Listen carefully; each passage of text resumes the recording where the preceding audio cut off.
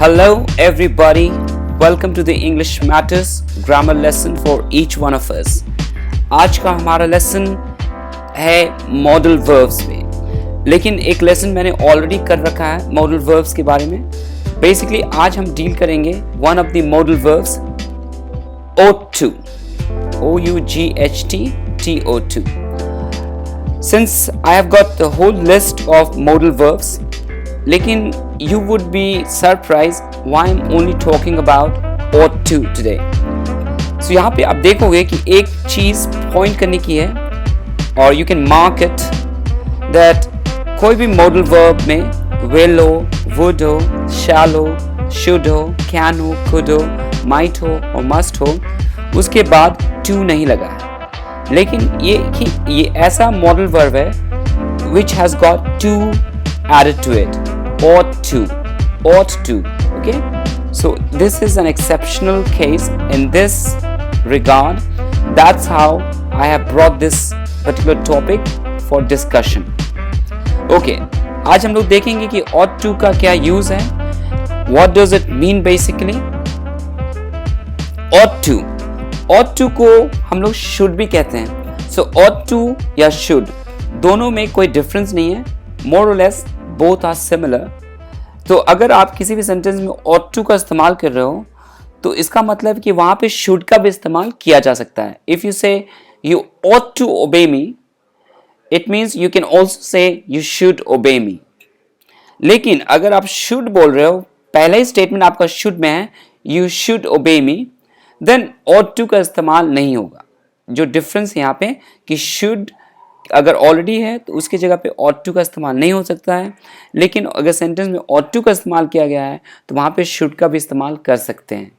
So let us understand in a broad manner.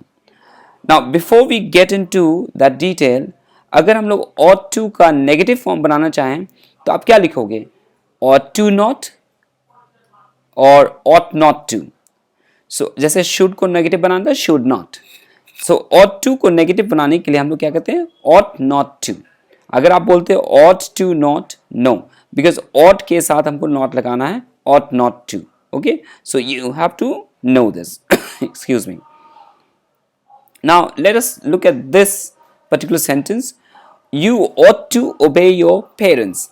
So आप देख रहे हो कि ought to का इस्तेमाल एक तरह से एक moral advice देने में होता है. जब आप किसी चीज़ को सिखाते हो एक moral lesson के जैसा, you ought to do this, you ought to obey your parents. आपको अपना पेरेंट्स का आज्ञा सुनना चाहिए, उसको obey करना चाहिए. ये एक तरह से एक moral lesson, एक शिक्षा हुआ, इसलिए मैंने ought to का इस्तेमाल किया है.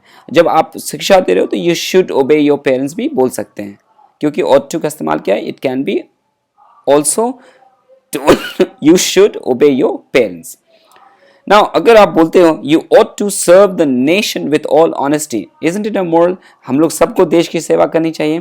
तो यहाँ पे बोला गया है कि तुम्हें अपने राष्ट्र की सेवा बहुत ईमानदारी से करनी चाहिए. You ought to serve, you should serve the nation with all honesty.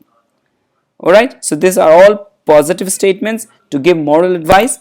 लेकिन अगर आप उसको नेगेटिव सेंटेंस बनाना चाहोगे तो यहाँ क्या हो जाएगा? इसमें you ought not to obey your parents, तुम्हें अपने पेरेंट्स का आज्ञा नहीं मानना चाहिए. You should not obey your parents.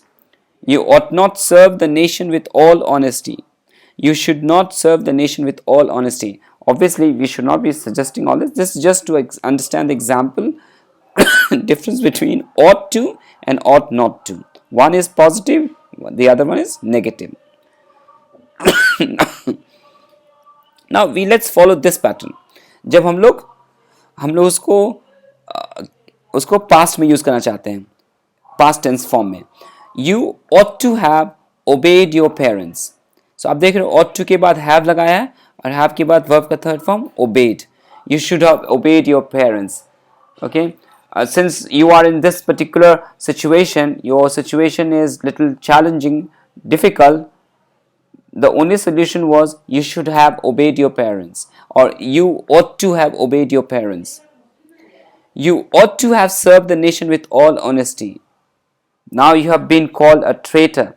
Why? Because of your deeds. तुमने बहुत गलत काम किया है देश के साथ धोखा करके, जबकि तुम्हें चाहिए था you ought to have served the nation with all honesty. तुम्हें पूरी ईमानदारी के साथ अपने देश की सेवा करनी चाहिए थी. Understood? You should have served the nation with all honesty. Excuse me, I'm still not yet fully recovered, so bear with me. Okay, now this one, you ought to have obeyed your parents. Ought to have के साथ मैंने verb का third form लगाया, obey, obeyed, obeyed. You ought to have served the nation with all honesty. Ought to have served. आप देख रहे हो, serve, serve, served. So ought to have के बाद verb का third form. So ये pattern हुआ. You ought to have obeyed the traffic rule. You ought to have obeyed the doctor's prescription. Okay, you should have obeyed the instruction given in the doctor's prescription. So this kind of sentences you have to use ought to have के साथ verb का third form के साथ. Understood?